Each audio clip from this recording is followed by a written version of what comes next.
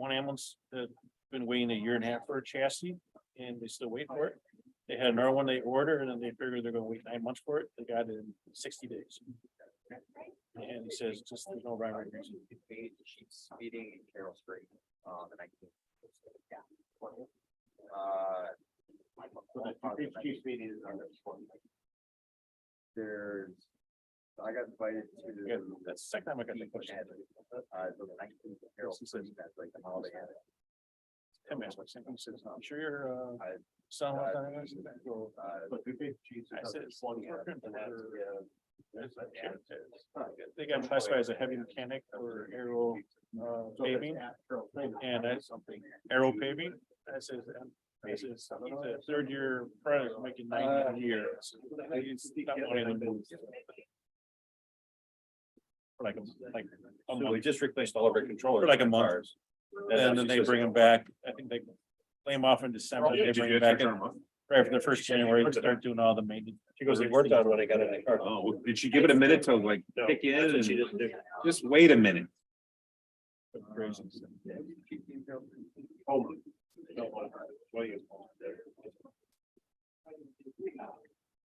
Any word on the other one?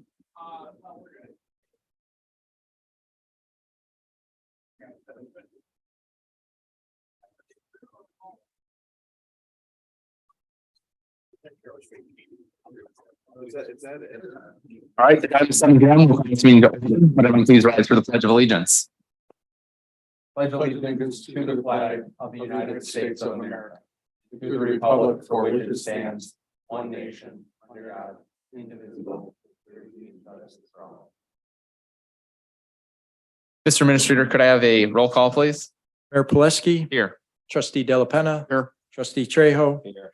trustee Domke, Here. trustee Lanisa. Here. Trustee Pierakowski. Here. and Trustee Berkshire is absent.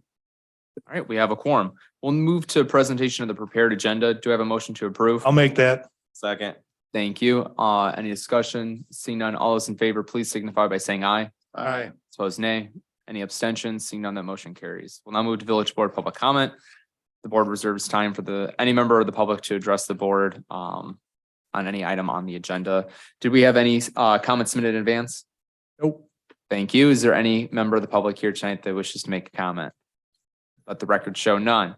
We'll move on to officials and staff reports. For my report, just thank you. I can't say thanks enough to all the staff and all the work that went into putting together the events last week. So I know Missy did a whole lot of work to put together Friday and Founder's Day for us and coordinating that effort on the village's front. Liz, who's not with us right now, did a lot of work to also pitch in and help on Friday. Public Works was doing a ton of work to get that sculpture put together on the wall in time, and helping the artists with some tasks from time to time, as well as setting up for Founder's Day with collaboration of the Park District. So I think I've only heard raved reviews for everything that happened. Everyone's begging us and asking when the next time we're doing this is. And so I think really great turnout. I know both Park District and police have independently kind of come to the conclusion about 3,000 people came and attended it, which is more than we had for the 4th of July, to put that in perspective for everyone. So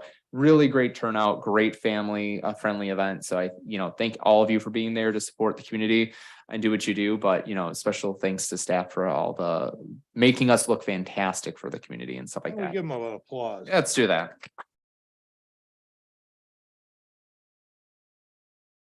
And so with that, we'll pivot on to the gala coming up November 4th. So if you haven't gotten tickets for me yet, thanks to our firm's generous donation, please let me know. We have invited elected officials as well from the surrounding area. So hope to have a strong turnout. So I'd ask everyone to continue to reach out to your neighbors and friends to encourage them to do that. And Winterfest, believe it or not, is right around the corner. So start to get ready for that and get some gloves. So with that being the case, that's my report for this week. Village trustees, any reports? Seeing none, we have no village clerk report. Village attorney. No report, Mayor. Village administrator. Report. All right, we'll move to unfinished business tonight. We first start off with the consent agenda. All items listed on the consent agenda are considered to be routine, procedural, informational, self-explanatory, and non-controversial in nature, and will be enacted in one motion. There will be no discussion on these items. Tonight, we have presentation and approval of the village board minutes of September 26, 2022. Adopt a resolution approving and establishing a temporary purchasing policy for the purchase of village vehicles and equipment. Adopt a resolution approving and authorizing the purchase of two 2023 Ford Interceptors from Bob Ridings Incorporated pursuant to the Village of Roselle temporary purchasing policy.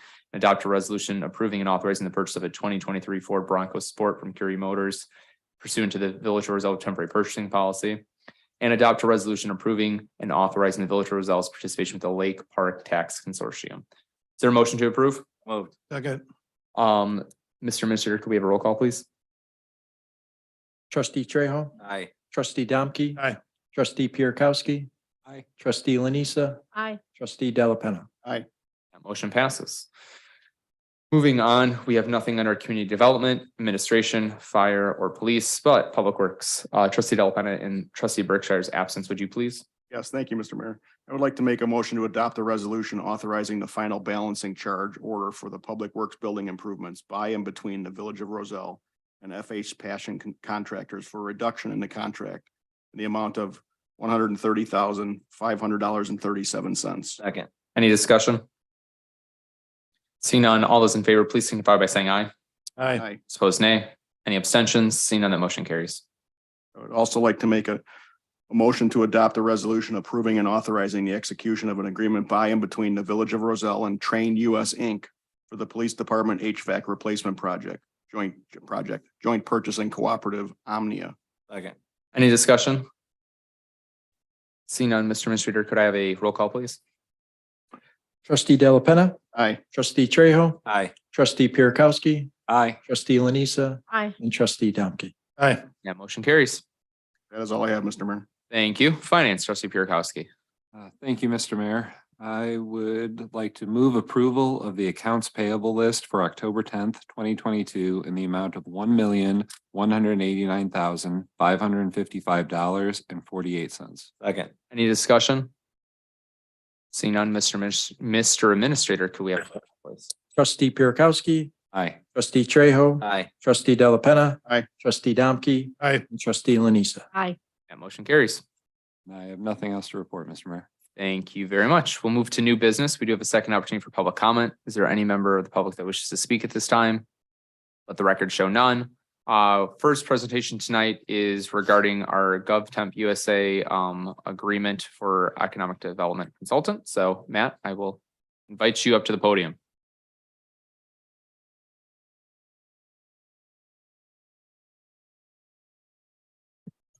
Thank you, Mayor and Board. This is a proposal to extend the contract for the economic development consultant, Steve Jones, to next year. Steve Jones has been instrumental in a lot of the economic development initiatives the village has undertaken over the past year, and is going to be instrumental in the achieving of the strategic priorities that the village board has established through the 2022-2025 strategic plan. This extension will cost an unbudgeted $12 grand for this fiscal year, and is estimated to cost $60,000 for fiscal year 2023, which we are including in the budget we're currently creating. Any questions?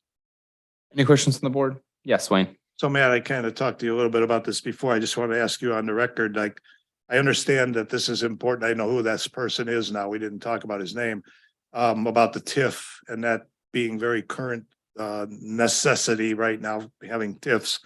But I wanted to just ask you about the business recruitment and retention plan. It's been a subject of political party stuff since 2017 when Andy ran. It was one of his platforms of retention. How do we recruit here and how do we retain? Can you give us some X's and O's on that plan? Absolutely. One of the big retention efforts the village has undertaken is the grant programs. That is the TIF grant programs that we created, and administer in the TIF districts, along with the ARPA business reimbursement and resiliency grants. I think those initiatives are great examples of the way Roselle is business friendly and tries to help out the existing businesses in the community with the resources we have available.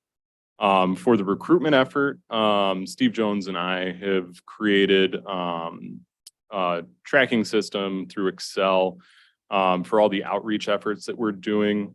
So we use a couple of our different platforms to gather contact information for franchisees and other retail business and industrial business developers.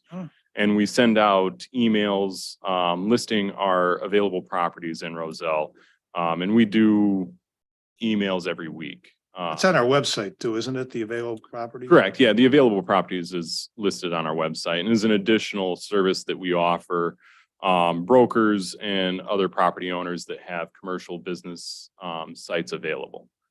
So the other thing I just want to ask, I don't want to monopolize the conversation, but I wanted to ask you, a business is having trouble in Roselle. It's facing maybe some major problems and it's almost ready to give up. Do they come to us? Do they say, hey, can you help us? Can you put us in touch with, or do you get any people that are coming to you for that? Or do you go visit companies to try to find out what their pulse is? Yeah, I do get business owners that come in asking for assistance or other available resources in the community. If the village doesn't have the assistance, say they've either already utilized ARPA funding or they don't qualify, or if they're not in a TIF, I connect them with either the Cook County resources or the DuPage County resources for their economic development resources.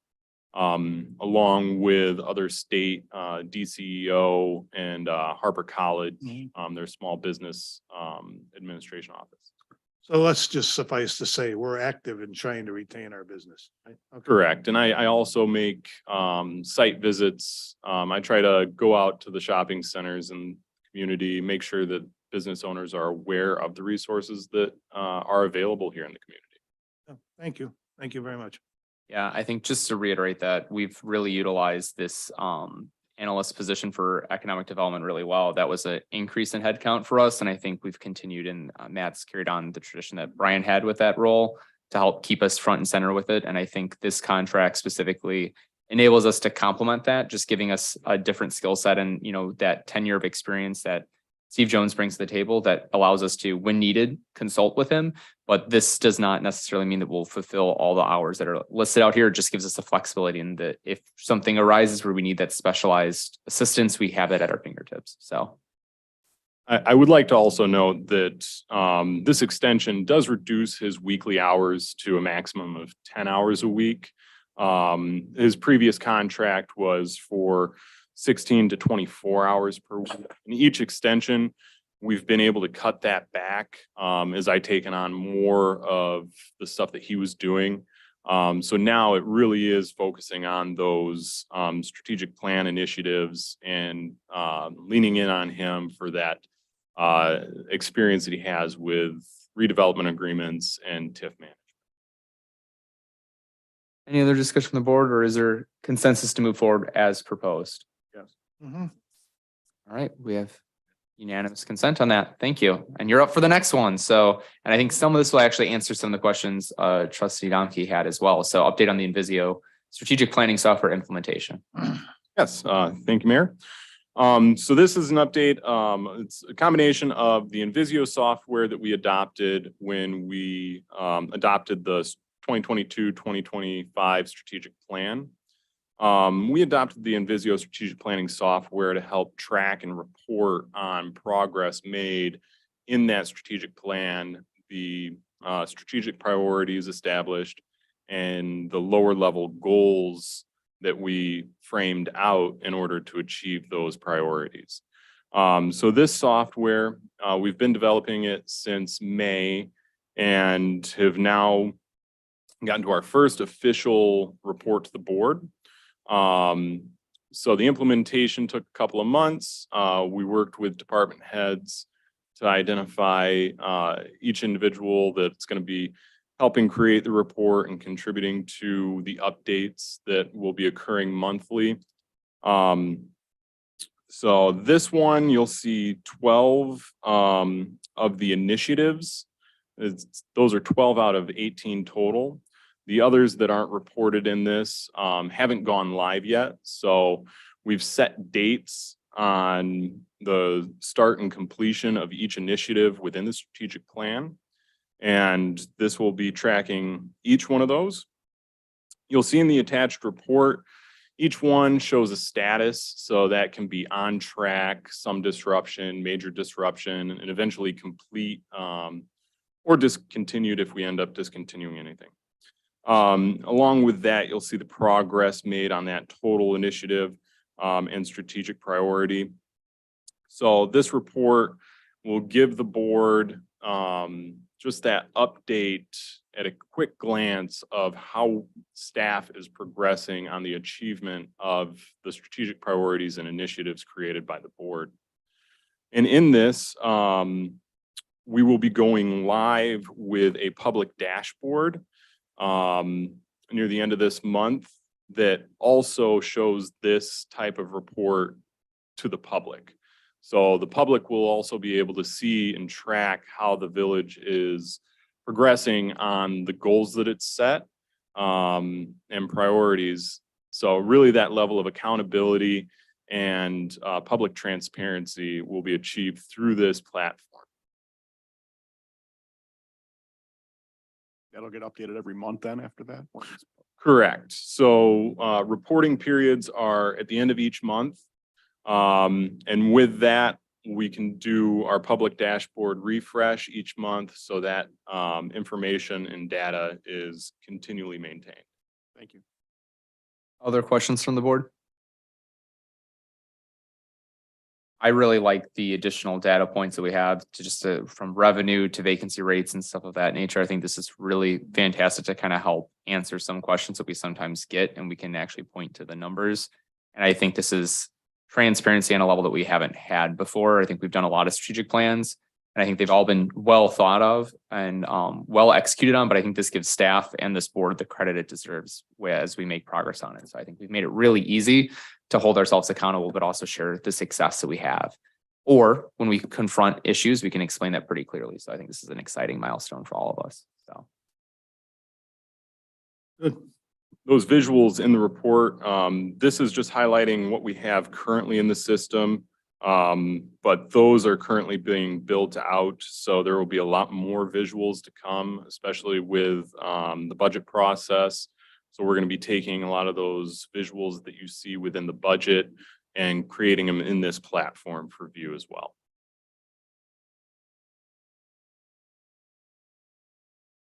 There's no other comments from the board. Thank you so much. I'm really excited to see this. I know this has taken a lot of time and effort, so thank you to everyone. Thank you. Next, we have Flock Safety System. So Deputy Chief Kustra, give you the podium next.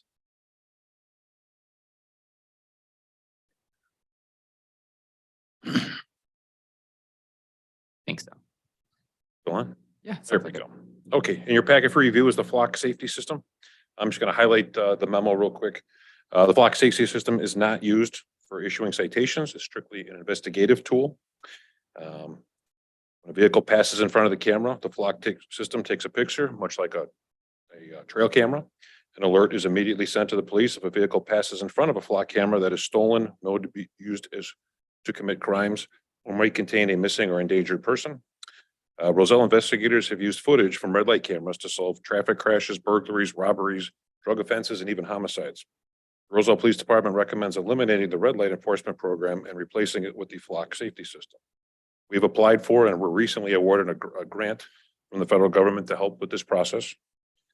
Flock has a transparency portal that can be added to the village website so the public can see how it all works. And I also have Dan Murdoch, who is with Flock Safety, in the audience, should the board have any questions. Any questions from the board? Trustee Trejo? The only question I had was, is any of these records FOIAble? Can someone do a FOIA request on any of these records? Yeah, if you don't mind, we stream and record the meeting so that way everyone can hear you at home. And if you don't mind introducing yourself, just for the record. Absolutely. My name is Dan Murdoch. I'm the sales rep for here in Illinois. I live over in Brookfield. The question about FOIA. So each of these captures is stored on CJIS certified Amazon web servers, which is owned by Flock and are off premises. Now, you guys own the data that's being collected, not Flock. You guys own it, but it is not stored on your servers. So what is FOIAble is any searches that have been made by your department. So someone says, did you guys can we get a report of all the searches that have been done by your department? So like, what was the department looking for? What's also FOIAble is any email communications with the word license plate reader or Flock or anything like that. Individual captures are not FOIAble because there is no record yet of them. You basically be having to create the record to then turn it over as FOIA. So if no one has looked for a vehicle or if a search hasn't been done for it, that record has not been created, so that's not FOIA. Does that make sense? Yep. Also, after 30 days, law enforcement has not saved an image off the system, it's purged and it's gone. So any vehicles only stay for up to 30 days. It's not part of that investigation. Got it. Any other questions from you, Trustee Trejo? Trustee Domke? Well, I know Schaumburg is big on this because the DuPage mayors and managers, they made a presentation about the system that they have going right now, and we didn't have anything to speak of for Roselle. So I'm in favor of this. I am. I just want to ask Sean, would you take the red light cameras down right away, or would you leave them up as an additional source of data? Because I know that the red light cameras we've had have done more to help us solve crime than they have the red light nature of them. It was never really meant to be trapping drivers, but it has helped us with some cases that we determined after looking at that film. Understood. I don't want to speak on behalf of the board or the mayor. What you guys decide to do, that's ultimately up to you. But the camera system that we're looking at would cover the intersections that. So we wouldn't need it. It would be redundant. Correct. Yeah, I would say the intent would be, and one of the things we want to get feedback on is, should we discontinue the red light cameras with the installation of the Flock cameras going into place? Because there would be no need for the red light cameras besides red light tickets. Well, and we claimed that wasn't never our motive in the first place. This Flock system would take care of that. I don't. So in that same area, like Lake and Gary, for example. Pardon? Lake and Gary, for example, where the red light cameras are currently now. Yeah. We would be putting Flock cameras in that area. So is Hanover Park and so is DuPage County. So there's going to be even more redundancy of cameras in that area. So then we would have that camera for the true intent that we had in the first place of trying to catch things that were bad, not necessarily drivers. Okay. Other questions regarding Flock? So I'll break it down. So I know part of this would be covered by a grant. The other would be something we be spending on our out of our budget for. So is everyone in agreement with the plan as proposed? I know they included a map of locations and whatnot for everyone's visibility. Yes. So a quick question though on that, like on the map there, it doesn't look like there's anything at Gary and Lake. Yeah, I know, there's nothing there either. I just want to make sure that the map is right. There's like 2 at Springfield and Lake. One that's like Gary and Travis Parkway. And on the other one, there's like Central and Gary, but not Lake and Gary.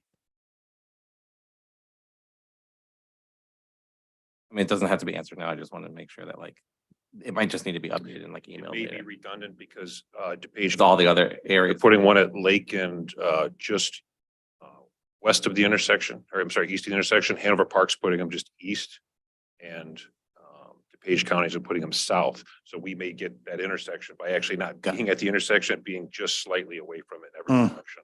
Actually, Makes sense. that leads another question. So if the sheriff's department has a camera there, does it alert Roselle Police then because we're the closest department, or how does that, or is there like an intergovernmental agreement that we could get into that gets that data quicker to get people? So with Flock, there's free sharing between departments. Your board or your police department can decide who you want to share with.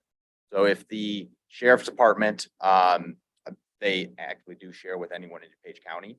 So you are able to share cameras for search purposes, is also able to share them for alert purposes. So yeah, as long as the DuPage County continues to share in the way they are, you guys can Got it. And from a safety perspective, it's almost like we have a net across the entire county and even cross county lines where we're now collaborating, and it's like we're installing 12 cameras to the benefit of the rest of the community, but we're getting data from all the other cameras. So should a crime originate in Roselle but transition out, or vice versa, a crime is committed outside of Roselle and comes in, we now have a better way to be notified and actually solve crime. So I think this is a fantastic asset for us as people are concerned about whether that's a car burglary or, you know, auto theft or whatnot. We actually have a better means to use technology to help us solve those. So I'm good.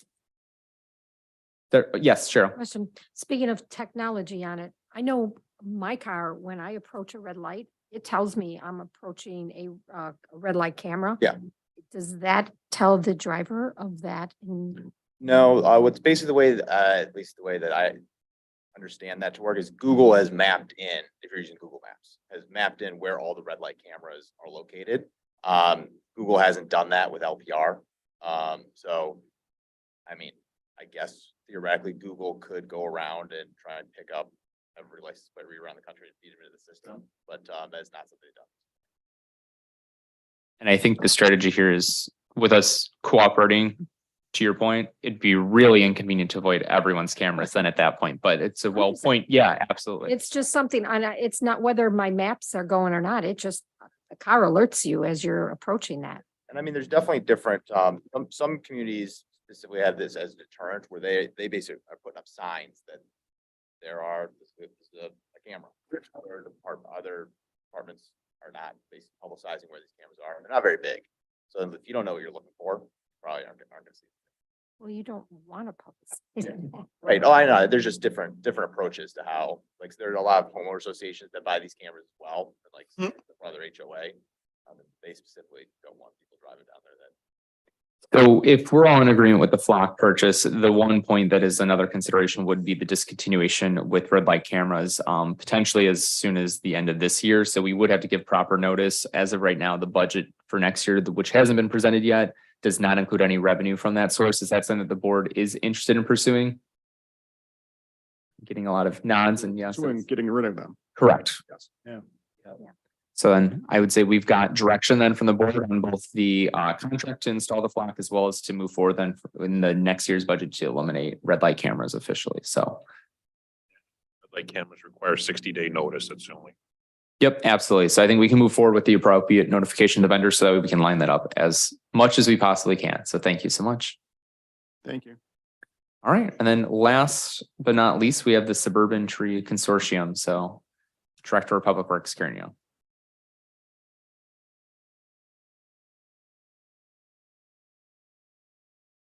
Good evening. So as everyone's aware, the village completes, excuse me, tree replacement every year throughout the community to make sure that we have a healthy forest within the community. And that's all based on our reforestation plan with graft tree care that was produced many years ago. The focus of the program is to provide diversity within our community, and we've purchased trees through a variety of different ways throughout the years, with the focus being on planting the right tree at the right location at the right time. So we're proposing something a little bit different moving forward, and that is the Suburban Tree Consortium. It's a joint purchasing cooperative that's combined of many municipalities.